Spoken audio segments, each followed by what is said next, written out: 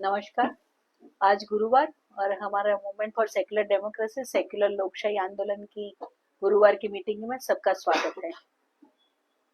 ऐसे तो अमेरिका के साथ जो हमारा समझौता हुआ व्यापार का, उसको लेके काफी चर्चा है। वहां तक कि पार्लियामेंट में भी काफी शोर शराबा हुआ, हल्ला गुल्ला हुआ। ये बात भी सही है कि ट्रेड डील में हकीकत में क्या हुआ, उसका कोई डॉक्यूमेंट ड्राफ्ट अवेलेबल नहीं है, वो भी एक अजीब बात है।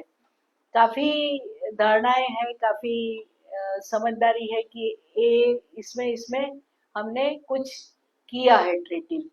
काफी लोगों का ये धारणा है, वहां तक कि हमारे संयुक्त किसान मोर्चा और वो सब लोगों ने इसको लेके काफी क्रिटिसिज्म किया है कि अमेरिका के आगे भारत ने अपना सर झुका दिया। काफी ऐसी प्रोविजन है उसमें कि उसमें उसके कारण किसानी और हमारा डेयरी इंडस्ट्री दोनों को काफी बड़ी मात्रा में उसके कारण नुकसान होने वाला है। हो सकता है अभी ना पता चले, जैसे न्यू इकोनॉमिक पॉलिसी आया था 91 में, जब डंकल ड्राफ्ट आया था और भारत ने उसमें सिग्नेचर किया था। हमारे जैसे काफी लोग थे उसके खिलाफ बात कर रहे थे और उसको लेके काफी बड़ा कैंपेन भी किया था। तब लोग सब बोल रहे थे कि अच्छा हो रहा है, क्या बुरा हो रहा है, देश का बाजार खुल रहा है। और बाजार कैसे खुला वो हमें सबको पता है कि न्यू इकोनॉमिक पॉलिसी के 25 साल के बाद जो स्टडी हुआ था, उसमें पता चला था कि भारत को इससे कोई फायदा नहीं हुआ, बहुत सारा नुकसान हुआ। और हम देख रहे हैं कि प्राइवेटाइजेशन और कमर्शियलाइजेशन, दो इसेंशियल सर्विसेज हमारी, शिक्षा और आरोग्य, दोनों को लेके हमारे हाल बहुत खस्ता है। और न्यू इकोनॉमिक पॉलिसी की जो बहुत वाहवाही करने वाले थे, सब उसको ये बात को स्वीकार करते हैं कि उससे बहुत बड़ा फायदा नहीं हुआ। और इसमें वो टाइम पे कांग्रेस की गवर्नमेंट थी, वो भी हमें पता है। और अभी मतलब क्या बताए, एनडीए है और वो समय यूपीए था।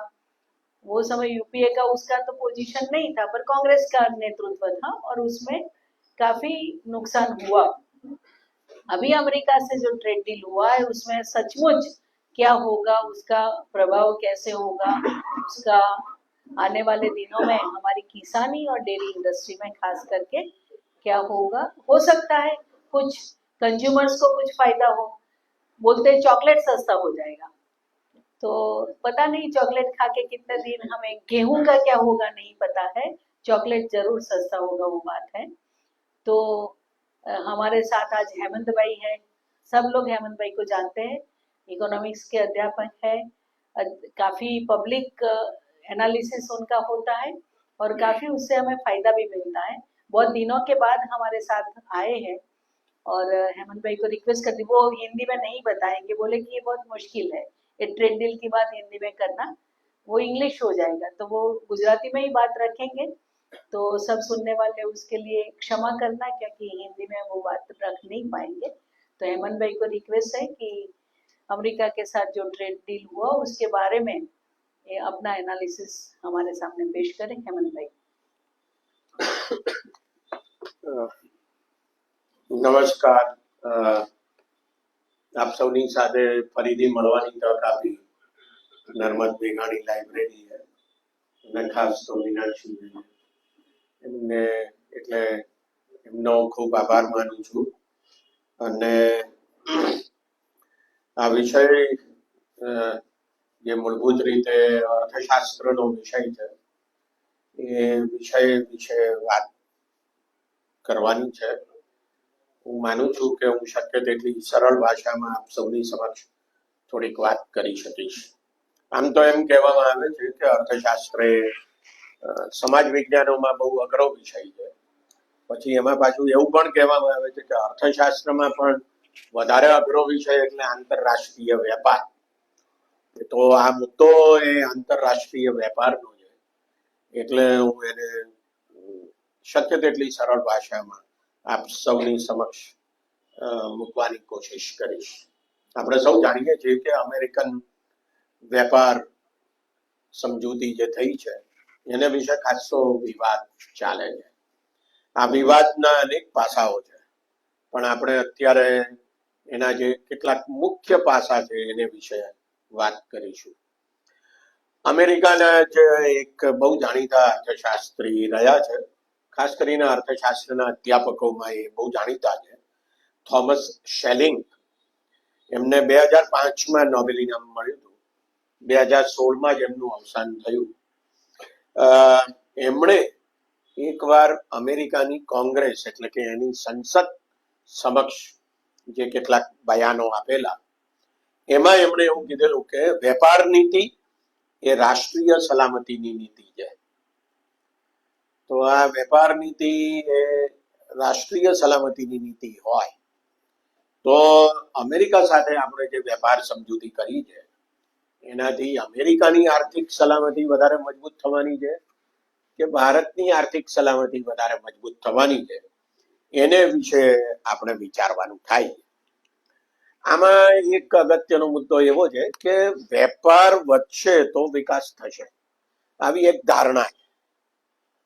ટ્રેડ એન્ડ ડેવલપમેન્ટ, વેપાર અને વિકાસ, એ બહુ જાણીતા શાંતિ વિજ્ઞાની છે, જોહાન ગાલ્ટુંગ, નોર્વેના વિજ્ઞાની. અને એ પોતે એમની ઇન્ડિવિજ્યુઅલ કેપેસિટીમાં યુનાઇટેડ નેશન્સની જનરલ એસેમ્બલીના એ સલાહકાર હતા અને નોબેલ શાંતિ ઇનામ કમિટીના પણ એ મેમ્બર હતા.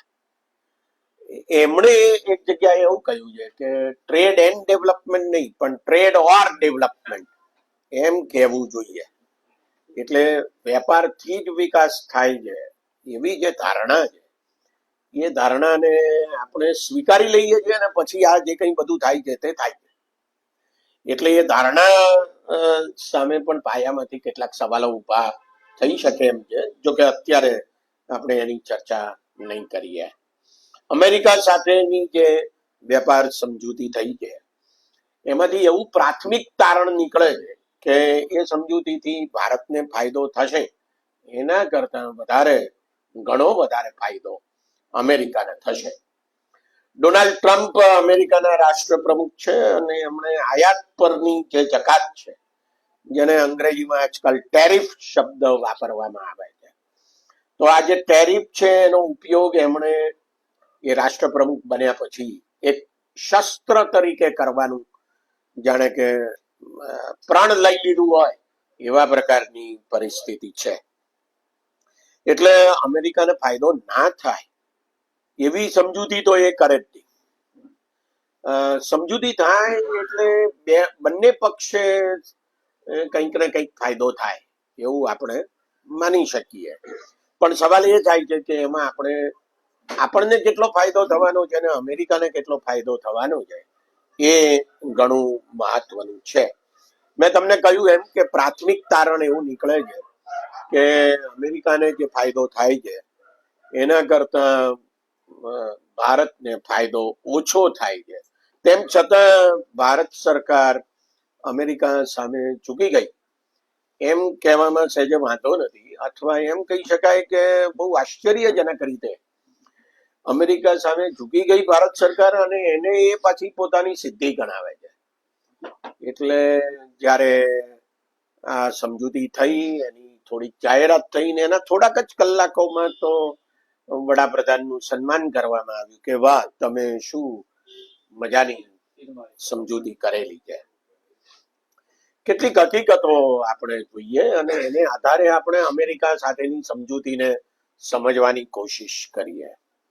અમેરિકા સાથેની વેપાર સમજૂતી હોય કે પછી બીજા દેશો સાથેની વેપાર સમજૂતી હોય, એ બધી વેપાર સમજૂતીઓને આજકાલ ફ્રી ટ્રેડ એગ્રીમેન્ટ તરીકે ઓળખવામાં આવે છે, મુક્ત વ્યાપાર સમજૂતી.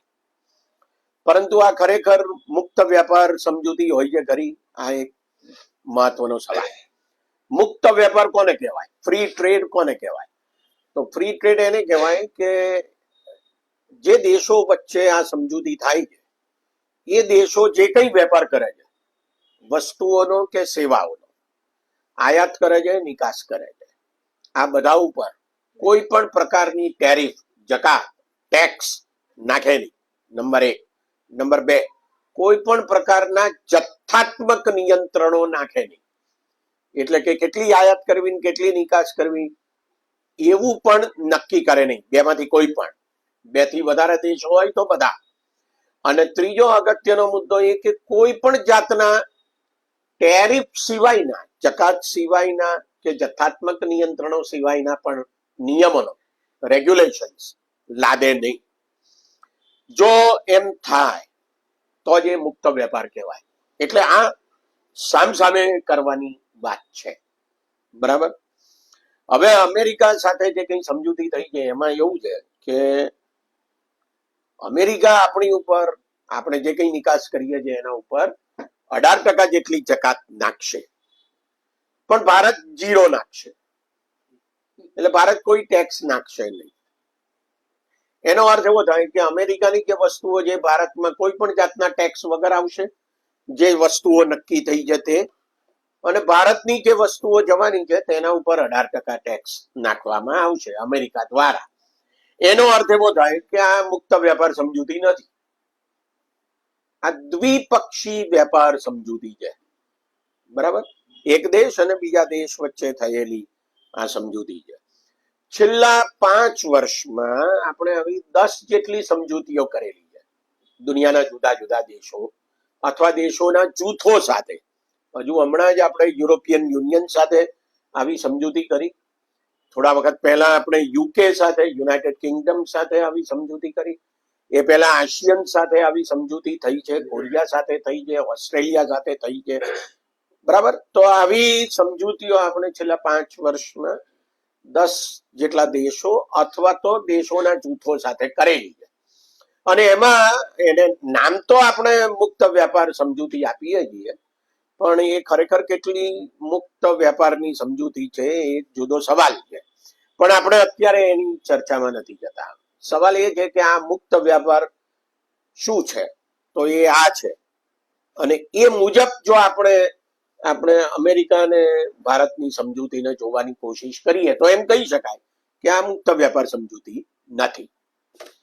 બીજો અગત્યનો મુદ્દો એ છે કે હજુ સુધી આવી કોઈ સમજૂતી થઈ છે એવું નથી. બરાબર.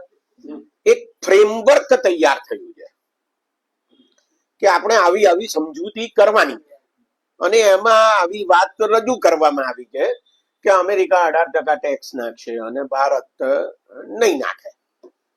એટલે હવે જે સમજૂતી થવાની છે એ તો માર્ચ મહિનામાં થવાની છે, આવતા મહિનામાં થવાની છે. એ માર્ચ મહિનામાં ક્યારે થશે એના વિશે કશું કહી શકાય એમ નથી. ભારતમાં જે વિસ્તિકારો છે, નેગોશિએટર્સ, એ બધા આજે કે આવતીકાલે અમેરિકા જવા રવાના થવાના છે એવા સમાચાર છે. તો આવતે મહિને જે ખરેખર સમજૂતી થશે એ સમજૂતીમાં શું લખેલું હશે એ વધારે મહત્વનું બને છે આ ફ્રેમવર્ક કરતા પણ. એટલે એવું કહી શકાય કે આ તો જાણે કે ડ્રાફ્ટ છે અથવા એકદમ મિની ડ્રાફ્ટ છે.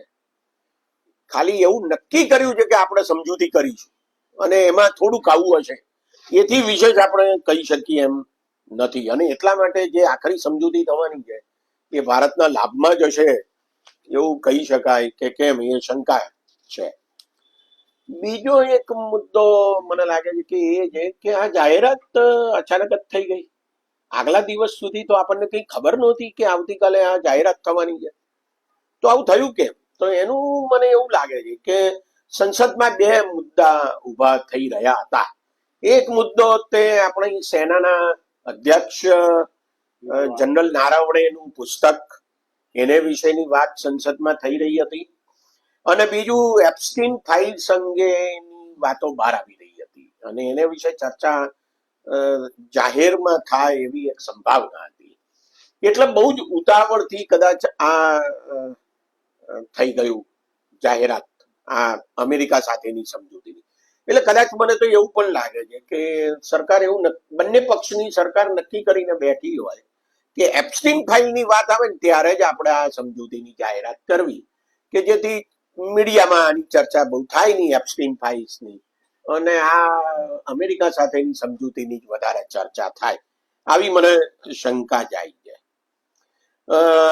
ભારતની અમેરિકા ખાતેની જે નિકાસ છે એ નિકાસ ભારતની જીડીપી એટલે ગ્રોસ ડોમેસ્ટિક પ્રોડક્ટ, ભારતની જે કુલ આવક છે એના માત્ર 2% જેટલી છે. બરાબર. એટલે આ સમજૂતીથી જેને અસર થવાની છે એ અમેરિકા સાથેના વેપારને થવાની છે. ભારતનો જે કુલ બાકીનો 98% વેપાર છે એ અમેરિકા સાથે થતો જ નથી. 60% વધારે વેપાર આપણે છેલ્લા લગભગ 35 વર્ષથી એ ગરીબ દેશો સાથે આપણે કરી રહ્યા છીએ. એ એશિયાના, આફ્રિકાના, લેટિન અમેરિકાના દેશો છે અથવા મધ્યમ આવક ધરાવનારા દેશો છે કે જેમની સાથે આપણે વેપાર કરી રહ્યા છીએ. એટલે એક જમાનો હતો 1980 પહેલાનો, બરાબર, કે જે જમાનામાં આપણો સૌથી વધારે વેપાર યુરોપ અને અમેરિકા સાથે થતો હતો. પણ અત્યારે એવું કશું બહુ થતું નથી. કુલ વેપારનો આપણો જે ભાગ છે અમેરિકા સાથેનો એ પણ 90% વધારે નથી અને જીડીપી ના સંદર્ભમાં જુઓ તો એ માત્ર 2% જેટલો છે. એટલે જે કઈ અસર થવાની છે તે આ 2% વેપારને થવાની છે. શું કરવા ડોનાલ્ડ ટ્રમ્પ છેલ્લા એકાદ વર્ષથી એ રાષ્ટ્રપ્રમુખ થયા ત્યારથી આ બધા ધમપછાડા કરે છે ટેરિફના? એ માત્ર ભારત સાથે જ કરે છે એવું તો છે નહીં, એ દુનિયાના બધા દેશો સાથે કરે છે. આવું કેમ કરે છે? એનું કારણ શું છે? તો એનું કારણ એવું છે કે ડોનાલ્ડ ટ્રમ્પ એમ સમજે છે અને બીજું કે અમેરિકાના લોકો પણ એવું સમજે છે, કારણ કે આ વાત લઈને એ ચૂંટણીમાં ગયા હતા અને ચૂંટણી જીત્યા છે. એટલે એમની રિપબ્લિકન પાર્ટી અને સાથે સાથે એમને મત આપનારા એ બધા એવું સમજે છે કે વિદેશી વસ્તુઓ ભારતમાં બહુ મોટા પ્રમાણમાં આવે અને એ જે વસ્તુઓ ભારતમાંથી અથવા દુનિયાના બીજા દેશોમાંથી ભારતમાં આવી રહી છે એનાથી અમેરિકાના અર્થતંત્રને ભારે મુસીબત ઊભી થાય છે. અમેરિકામાં બેકારી ફેલાય છે વગેરે વગેરે. બીજો એક અગત્યનો મુદ્દો એવો પણ કે અમેરિકાની કંપની ચીનમાં જાય, ભારતમાં જાય, આફ્રિકામાં જાય, ત્યાં વસ્તુઓ પેદા કરે અને પછી અમેરિકામાં વેચવા લઈ આવે. તો પછી અમેરિકન કંપની અમેરિકામાં શું કરવા પેદા નથી કરતી? આવા બધા સવાલો અમેરિકન અર્થતંત્રના સંદર્ભમાં છે અને એટલા માટે ડોનાલ્ડ ટ્રમ્પ આ લઈ મંડ્યા છે કે ભાઈ આપણે વધારે જકાત નાખો, વિદેશી વસ્તુઓ ઓછી આવે અહીંયા, અને તો અમેરિકન વસ્તુઓ એ જે અમેરિકામાં જ પેદા થાય છે એ વસ્તુઓ અમેરિકામાં વધારે વેચાય. હવે આને તમે શું કહેશો? આને સ્વદેશી કહેવાય ને આમ તો. એટલે ડોનાલ્ડ ટ્રમ્પ છે તે મહાત્મા ગાંધીનું સ્વદેશી અપનાવી રહ્યા છે. આ સમજવાની જરૂર છે. આ હું બહુ સ્પષ્ટ ભાષામાં કહું છું. આપણને આ શબ્દો ગમે કે ના ગમે, ડોનાલ્ડ ટ્રમ્પ સ્વદેશી શબ્દ વાપરતા નથી અને એમનું આખું રાજકારણ છે તે ગાંધીના વિચારોથી તદ્દન વિરુદ્ધનું રાજકારણ છે. પણ એ આ જે કરી રહ્યા છે એ આપણને સ્વદેશી જેવું લાગે, બરાબર? તો આ દ્રષ્ટિએ આપણે આ આખી વાતને જોવાની આવશ્યકતા છે. ભારતની જે નિકાસ છે એ લગભગ $86 અબજ છે અમેરિકામાં, અને અમેરિકાથી આપણે જે આયાત કરીએ છીએ $46 અબજ છે. એટલે બે વચ્ચેનો જે ગેપ છે એ $40 અબજ જેટલો છે. ડોનાલ્ડ ટ્રમ્પ એમ કહે છે કે આ $40 અબજ નું અમને નુકસાન છે તે તમે ભરપાઈ કરો. ભરપાઈ કેવી રીતે થાય? તો કે આપણે ટેરિફ લગાવો, ટેક્સ લગાવો, એટલે ભારતની વસ્તુઓ અહીંયા ઓછી આવે, અથવા તો તમે ટેક્સ ઓછો કરો કે જેથી અમારી વસ્તુઓ તમારે ત્યાં આવે. બે રસ્તા છે. એ બે રસ્તા આ સમજૂતીમાં અપનાવવામાં આવી રહ્યા છે કે જેથી ભારતની વસ્તુઓ ઓછી જાય અમેરિકામાં અને અમેરિકાની વસ્તુઓ ભારતમાં વધારે આવે. જો અમેરિકા ખાતેની આપણી નિકાસ અને એને આધારે આપણો વેપાર વધશે તો શું થશે? તો એક સીધી સાદી વાત છે કે આપણી નિકાસ વધે. નિકાસ વધે તો ઉત્પાદન વધે, ઉત્પાદન વધે તો રોજગારી વધે, મૂડીરોકાણ વધે અને જીડીપી નો વૃદ્ધિ દર પણ થોડો ઊંચો જાય. બે બેંકોએ એવો અંદાજ આપ્યો છે કે અમેરિકા સાથેની આ જે સમજૂતી છે એને પરિણામે ભારતની જીડીપીમાં 0.2% થી શરૂ કરીને 0.5% સુધી નો વધારો શક્ય છે. આવું થાય પણ ખરું જો નિકાસ વધે તો. મુદ્દો એ છે કે આપણી હાલત શું છે?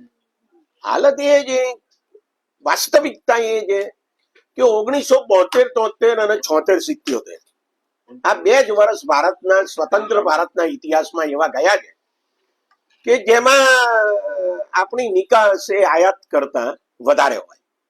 બાકી કોઈ વખત એવું થયું જ નથી કે આપણી નિકાસ આયાત કરતા વધારે હોય. આપણે નિકાસ કરીએ તો ડોલર કમાઈએ, આયાત કરીએ તો ડોલર ખર્ચીએ.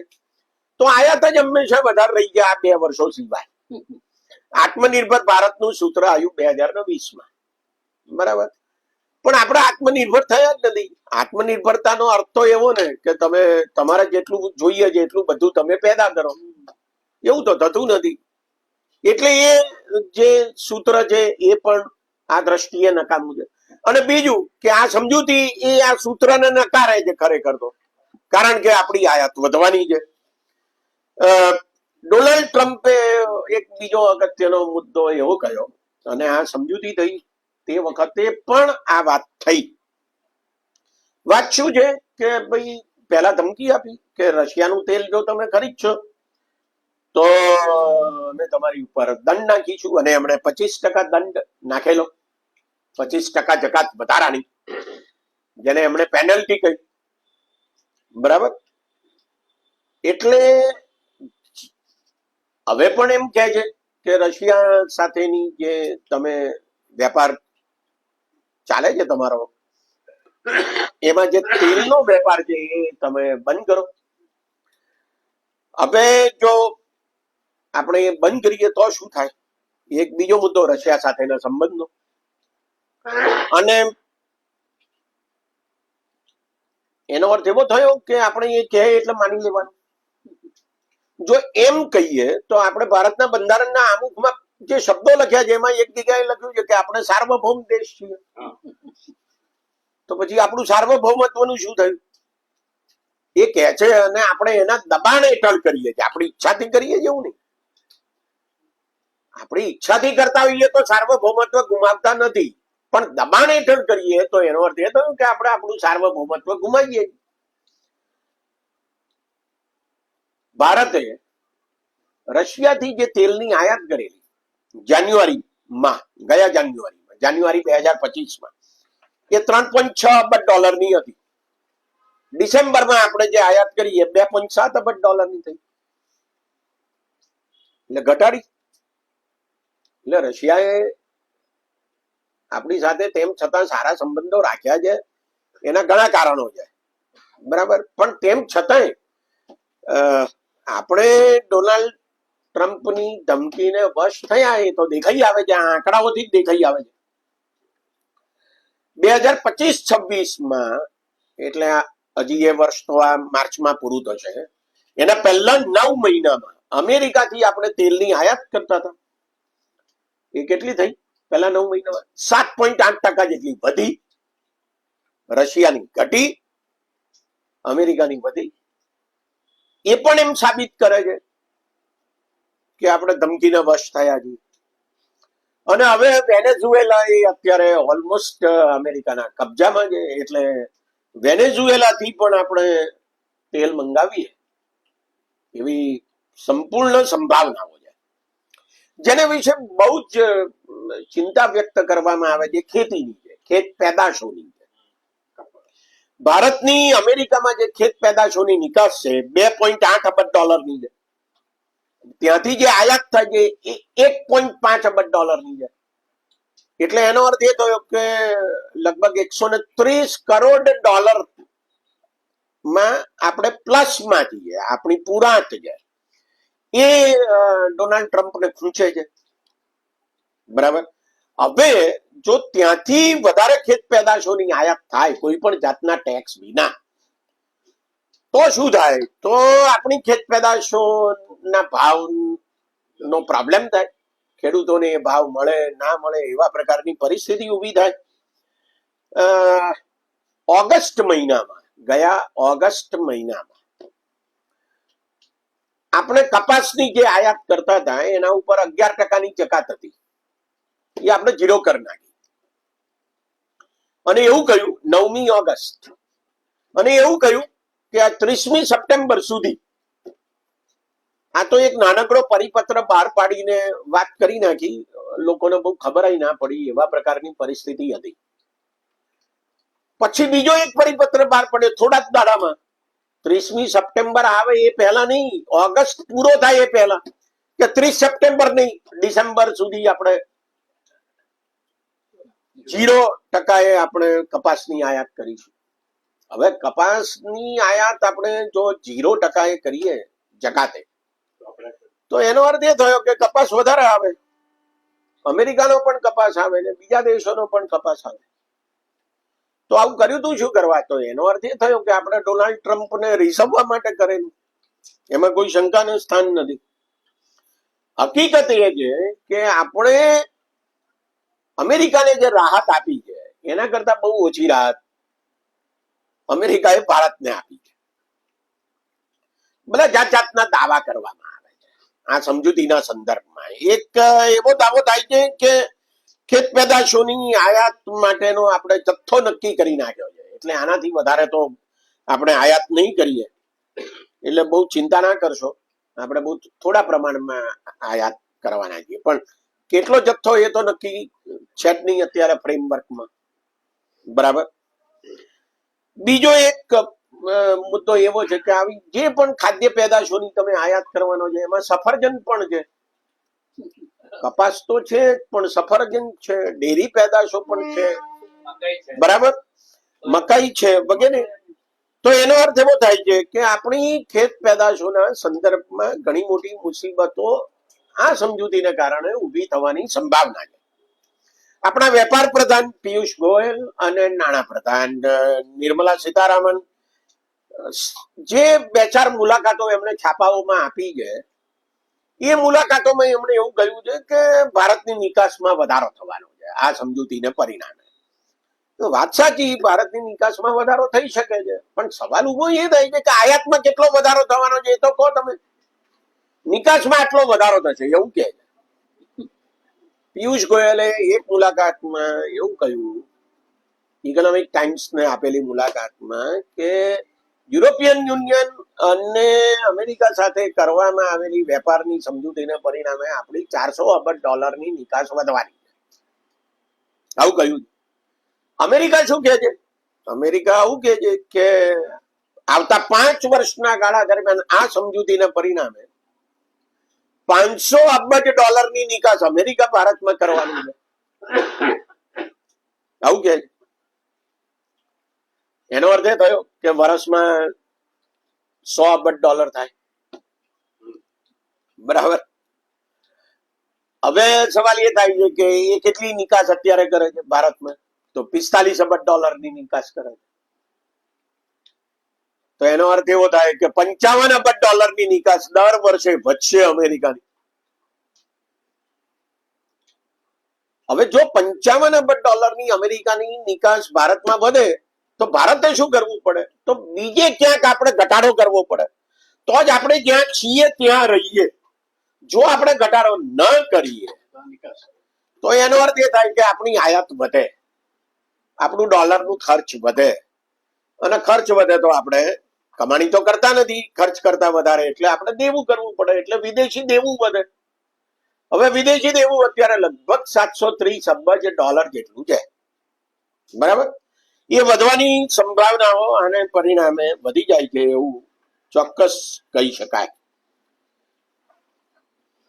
ભારતમાં અમેરિકાની વસ્તુઓ 0% આવશે, એટલે એ સસ્તી આવશે.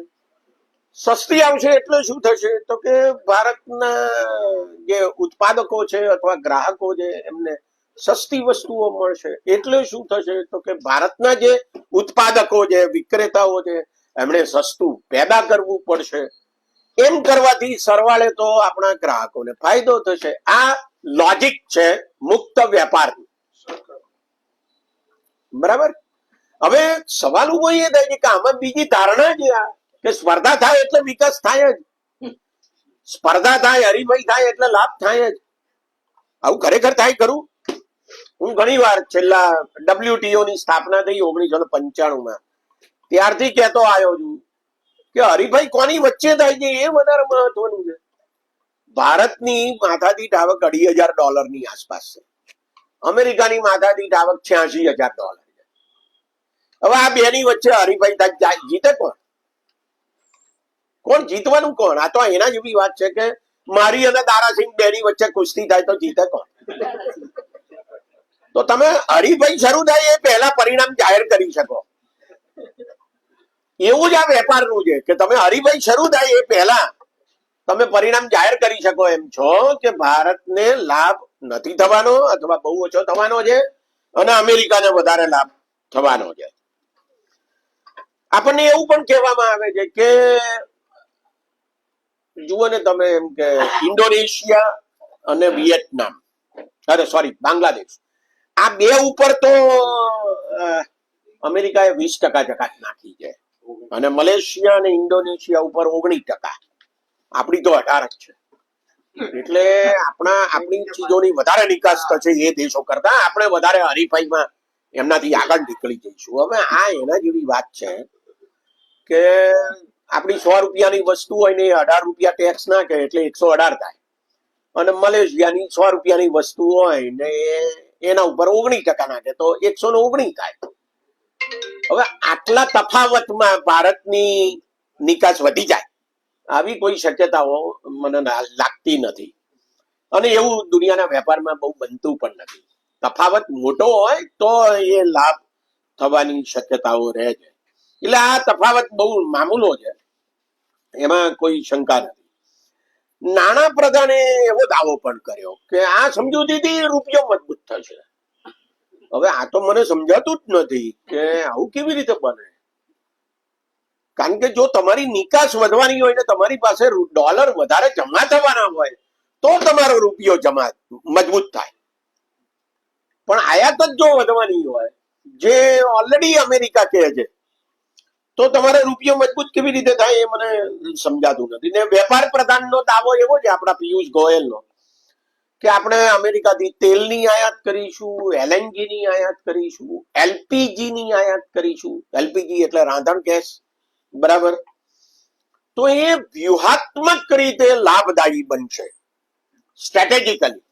હવે આ મને સમજાતું નથી કે આમાં કઈ સ્ટ્રેટેજી છે ખરેખર. અને એમણે જે મુલાકાત આપી છે એમાંય સમજાયું નથી. શબ્દો ફેંક્યા છે એમણે, સ્ટ્રેટેજિકલી ઇમ્પોર્ટન્ટ આવું કહ્યું છે એન્ડ બેનિફિશિયલ. પણ કઈ સ્ટ્રેટેજી છે આમાં એ કઈ બહુ સમજાતું નથી. હા, એ વાત ચોક્કસ કે જો આપણી નિકાસ વધે તો ઉત્પાદન વધે, મૂડીરોકાણ વધે, રોજગારી વધે, વિદેશી કંપનીઓ આવીને પણ વધારે મૂડીરોકાણ કરે એવી શક્યતાઓ રહે છે. અમેરિકાએ જે નિવેદન આપ્યું આ સમજૂતીના સંદર્ભમાં એમાં એણે આ વાત કરી કે $500 અબજ ની આપણે નિકાસ કરીશું. હવે એક શબ્દ વપરાયો છે, ઇન્ડિયા હેઝ કમિટેડ, આવો શબ્દ હતો. પછી આ નિવેદન બદલાયું અને એમાં શબ્દ વાપર્યો India has N intent two, એટલે કે ભારતનો ઈરાદો છે. આવા શબ્દો બદલ્યા કેમ? આવું કેમ થયું બહુ સમજાતું નથી. પણ એક વાત આમાંથી બહુ સ્પષ્ટ છે કે આપણે કમિટમેન્ટ કરી નાખેલું છે. એમને તો કમિટેડ શબ્દ ના વાપર્યો હોય અને પછી સુધાર્યો ના હોય બીજે દાડે, બરાબર? પણ આ તો ખરાબ ના લાગે, ભારતમાં બહુ ટીકાઓ ના થાય એનું ધ્યાન રાખીને આ પછી બદલવામાં આવ્યો એવું પણ આપણે કહી શકીએ. ઘણી બધી ચીજો ઉપરની આયાત આપણે 0 કરી નાખીશું, આયાત ઉપરની જકાત. અને એમાં એક વાઇન પણ છે, દારૂ. હવે મને સમજાતું નથી કે દારૂ પીનારાઓને આપણે અમેરિકન દારૂ પીવડાવવાનો. આપણે UK ને યુરોપિયન યુનિયન સાથે પણ જે વેપાર સમજૂતીઓ કરી છે એમાં દારૂની આયાત ઉપરની જકાત કાં તો ઘટાડી છે અને કાં તો 0 કરી છે. એટલે ભારતના બંધારણમાં તો જો કે એવું લખવામાં આવ્યું છે કે દારૂબંધી લાદવી, બરાબર છે. પણ આપણે દારૂની આયાત કરી રહ્યા છીએ એ એક હકીકત છે, પણ અમેરિકન દારૂ પીવાની જરૂર શું, વિદેશી દારૂ પીવાની જરૂર શું, એ મને કઈ સમજાતું નથી. આપણા આદિવાસી વિસ્તારોમાં મવડાનો દારૂ બહુ સારો મળે છે એવું બધા કહે છે. અમેરિકા ભારતમાંથી જે આયાત થશે, હવે આ 18% મામલાને સમજવાની જરૂર છે. 18% મામલો શું છે, આ લઈ લો ને જરા સાયલેન્ટ કરી આપો. 18% મામલો શું છે એ જરા સમજવાની જરૂર છે. ભારત અમેરિકામાં જે નિકાસ કરતું હતું એના ઉપર અમેરિકા માત્ર 3% જેટલી આયાત જકાત નાખતું હતું, એનાથી વધારે નહીં. એનું કારણ શું, તો કે એનું કારણ એ કે અમેરિકાએ ભારતને મોસ્ટ ફેવર્ડ નેશન MFN એવું સ્ટેટસ આપેલું. આ મોસ્ટ ફેવર્ડ નેશનનું જે સ્ટેટસ છે એ આપણને પાછું WTO ની જે સમજૂતી થઈ 1995 જેનો અમલ શરૂ થયો એ હેઠળ આપણને મળેલું, અને અમેરિકાએ આવું ઘણા બધા ગરીબ દેશોને આપેલું. હવે ડોનાલ્ડ ટ્રમ્પ એમ કહે છે કે બીજી 25% જકાત નાખી, એ ગયા ઓગસ્ટમાં નાખી.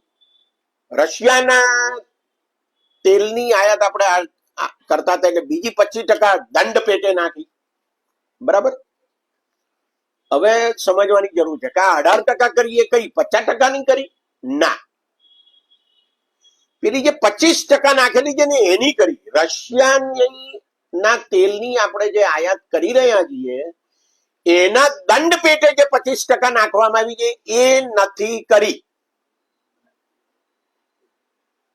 એ તો 25% છે જ. પેલી જે 25 છે એની 18 કરી છે, અને પેલી 3 જે જૂની છે તો ચાલુ છે. એટલે એનો અર્થ એવો થાય છે કે ભારતની વસ્તુઓ ઉપર 18% નહીં પણ 21% ટેક્સ થશે, નંબર 1. નંબર 2 કે જે 25% નાખવામાં આવેલી છે રશિયાથી આયાત થતા તેલ ઉપર, એ તો યથાવત રહે છે. એટલે એમાં કોઈ રાહત મળતી નથી અને ભારતને એનાથી કોઈ લાભ થવાનો છે એવું પણ કહી શકાય એમ છે નહીં. મુદ્દો એ છે કે એનાથી નિકાસકારોને ફાયદો થાય, તો કે આ થાય કેમ, તો કે જે 3%ની આયાત જકાત હતી અમેરિકામાં એ વધારીને 25 ને 3 28 થયેલી, અને પ્લસ પેલી 25 થયેલી. હવે એ 28 ની 18 થઈ જાય, અને પેલી 3 તો ખરી જ એટલે 21 થાય, તો 7% ઘટે. બરાબર. આ 7% ઘટે તો આપણી નિકાસ વધે. હવે મુદ્દો ત્યાં આવીને ઉભો રહે છે કે 3% જેટલી નિકાસ થતી હતી એટલી 21% થાય ખરી? આ બીજો સવાલ. અને જો ના થાય તો એનો અર્થ એવો થયો કે તમે નિકાસ વચ્ચે એવા જે અંદાજો મૂક્યા છે એ અંદાજો ખોટા છે. બીજો મુદ્દો, નિકાસ વધશે તો કેટલી વધશે, તો કે ઓગસ્ટ 1925માં જેટલી હતી, જે ઘટીને અત્યારે થઈ છે એ વધશે. એટલે એનો અર્થ એ થયો કે તમે ઓગસ્ટ 2025 ના લેવલ ઉપર આવીને ઉભા રહો. જો ઉભા રહો તો એનાથી તમારી વધારે નિકાસ થશે એવી તો કોઈ શક્યતાઓ છે જ નહીં, કારણ કે 3%ની જે આયાત જકાત હતી એ 21% તો છે. આ દ્રષ્ટિએ જોઈએ તો સવાલ એ રહે છે કે આપણી પરિસ્થિતિ સુધરે છે કે ખરાબ થાય છે. એક વાત અગત્યની છે, અને તે એ કે ભારત સરકારે આગ્રહ રાખ્યો કે અમે તમારા જેનેટિકલી મોડિફાઈડ જે મકાઈ અને સોયાબીન છે એની આયાત નહીં જ કરીએ. આ એક સારી વાત છે કે એનો આગ્રહ રાખ્યો. પણ બીજી તરફ આપણે જે પશુ ખાણ, મત્સ્ય ખાણ, માછલીઓનો આહાર, અને પોલ્ટ્રી ખાણ એટલે મરઘા બતકા ઉછેર કેન્દ્રોમાં એમને જે ખવડાવવામાં આવે છે એ વસ્તુઓ, એમાં જે ચીજો વપરાય છે એની આયાત આપણે 0% કરી નાખી. આનો અર્થ એવો થાય કે આપણે પશુ ખાણ, મત્સ્ય ખાણ અને પોલ્ટ્રી ખાણ માટે અમેરિકા ઉપર થોડા વધારે આધારિત થઈશું એમાં કોઈ શંકાને સ્થાન નથી. હું તમને એટલા માટે આ વાત કરું છું કે જે પેલી 18%ની જે વાતો ચાલે છે ને એ મૂળભૂત રીતે ખોટી છે. તમે જુઓ કે એલ્યુમિનિયમ, સ્ટીલ, આવી જે બીજી બધી વસ્તુઓ જાય છે અમેરિકામાં આપણે ત્યાંથી, તો જે કુલ નિકાસ આપણે અમેરિકામાં કરીએ છીએ એ કુલ નિકાસ ની માત્ર 55% નિકાસમાં જ આ 18% થયા છે. બાકીની જે 45% નિકાસ છે એવા 18% થયા જ નથી, 53% ચાલુ છે. અને 45 ને 55 વચ્ચેનો તફાવત 5% જેવો જ કહેવાય ને, 50 તો અડધી થઈ જાય. એટલે લગભગ અડધી નિકાસ ઉપર 18% થયા નથી, જે તદ્દન ખોટી છાપ ઉભી કરવામાં આવી છે કે ભારત જેટલી નિકાસ કરે છે અમેરિકામાં એટલી બધી નિકાસ ઉપરની જકાત ઘટી ગઈ અમેરિકામાં. એવું કશું છે નહીં. હા, એવું બને કે હવે જે વાટાઘાટો થઈ રહી છે એ વાટાઘાટોમાં એ ઘટાડો થાય, શક્ય છે, પણ મને ખબર નથી કે ખરેખર શું થશે. મુદ્દો એ છે કે ઉર્જા ક્ષેત્રે, એનર્જીના ક્ષેત્રે આપણે જે આયાત જકાત અમેરિકાએ ઘટાડી છે એનો આપણને ફાયદો થશે કે કેમ. આપણે જે વસ્તુઓની નિકાસ કરીએ છીએ પેટ્રોલિયમ પ્રોડક્ટ્સની, એમાં બે પાસા છે. એક પેલું રશિયાના તેલનું પાસું છે, બરાબર? એટલે રશિયાના તેલની આયાત સાથે 25%ની આયાત જકાત જોડાયેલી છે. આમાં કોઈ છૂટછાટ આપવામાં આવી નથી આજે પણ, અને હવે જે વાટાઘાટો થવાની છે એમાંય કોઈ છૂટછાટ આપવામાં આવશે કે કેમ એના વિશે શંકા છે, બરાબર? કારણ કે એમને રશિયા સાથે વેર છે, ભલે આપણા દોસ્ત હોય રશિયા, બરાબર? એ વેર હોવાના ઘણા બધા કારણો છે. એમાંનું એક કારણ યુક્રેનનું યુદ્ધ છે. એટલે અમેરિકા એ નક્કી કરશે કે આ 25%માં ફેરફાર કરવો કે ના કરવો. એના ઉપર તો તમારું કશું છે જ નહીં. એમ કહી શકાય કે વાટાઘાટોનો મુદ્દો જ નથી. વાટાઘાટોનો મુદ્દો પેલો 25% વાળો છે. રશિયાના તેલના સંદર્ભમાં નાખવામાં આવેલો દંડ 25%, એ વાટાઘાટોનો મુદ્દો છે જ નહીં. આ એક પાસું છે. અને બીજું પાસું એ છે આમાં કે દંડાત્મક કાર્યવાહી કરે. અત્યારે પણ આપણે લગભગ 30% જેટલા તેલની આયાત રશિયા પાસેથી કરીએ છીએ, બરાબર? પહેલા 9 મહિનામાં, આ વર્ષના પહેલા 9 મહિનામાં આપણે લગભગ 36% જેટલી આયાત કરેલી છે. હજુ પણ લગભગ 30% જેટલી, 28 થી 30% જેટલી આયાત કરીએ છીએ. હવે આ કેવી રીતે બંધ કરવી? નંબર 1, એનાથી રશિયાને ખોટું લાગશે કે નહીં? નંબર 2, અને નંબર 3, પછી જે આયાત કરવી એ ક્યાંથી કરવી? અમેરિકાથી કરવી, વેનેઝુએલાથી કરવી, સાઉદી અરેબિયાથી કરવી, કુવૈતથી કરવી, ઈરાન ઈરાકથી કરવી? ઈરાન સાથે પણ પાછો પ્રોબ્લેમ છે જ આપણો, બરાબર? તો આ બધા સવાલો મને લાગે છે કે અમેરિકા સાથેની વેપાર સમજૂતીના સંદર્ભમાં ઘણા અગત્યના છે. મુદ્દો આ છે ફરી એકવાર કે આપણે આપણું સાર્વભૌમત્વ ગુમાવી રહ્યા છીએ કે કેમ? સાર્વભૌમ શબ્દનો અર્થ એ બાહ્ય સાર્વભૌમત્વ છે, મહત્વનો અર્થ. અને તે એ છે કે દુનિયાની કોઈ કંપની, કોઈ સરકાર, કોઈ વ્યક્તિ, કોઈ સંસ્થા આપણી ઉપર દબાણ કરે ને આપણે એમનું માનીએ તો આપણે સાર્વભૌમત્વ ગુમાવ્યું કહેવાય. નંબર 1. નંબર 2, એનો બીજો અર્થ એવો થાય કે કોઈ વિદેશી સરકાર આપણી ઉપર રાજ કરતી હોય, જે 15 ઓગસ્ટ 1947 પહેલા કરતી હતી, બરાબર? તો એ તો છે નહીં, પણ આ જે અદ્રશ્ય ગુલામી આવી રહી છે, આર્થિક ગુલામી, એ અદ્રશ્ય આર્થિક ગુલામી ને જો આપણે સ્વીકારી લઈએ તો એનો અર્થ એવો થાય છે કે આપણે આપણું સાર્વભૌમત્વ સામાન્ય લોકોને ખબર ના પડે એ રીતે ગુમાવી રહ્યા છીએ. આ બધા મુદ્દાઓ હું માનું છું કે અમેરિકા સાથેની વેપારની સમજૂતીમાં અગત્યના છે. આ સમજૂતી ખરેખર થાય માર્ચ મહિનામાં જો થાય તો, અને એટલે ત્યાં સુધી તો આ 18 નો પણ અમલ નથી થવાનો. મેં કહ્યું એમ કે આ એક ફ્રેમવર્ક છે, આ એક ડ્રાફ્ટ છે, અથવા આ એક દરખાસ્ત છે, એનાથી વિશેષ કશું છે નહીં. એટલે એ જ્યારે પણ લીગલ ડ્રાફ્ટ તૈયાર થાય, બંને એમાં સહીઓ કરે, પછી એનો અમલ ક્યારથી કરીશું એ નક્કી કરે, પછી એનો અમલ થશે.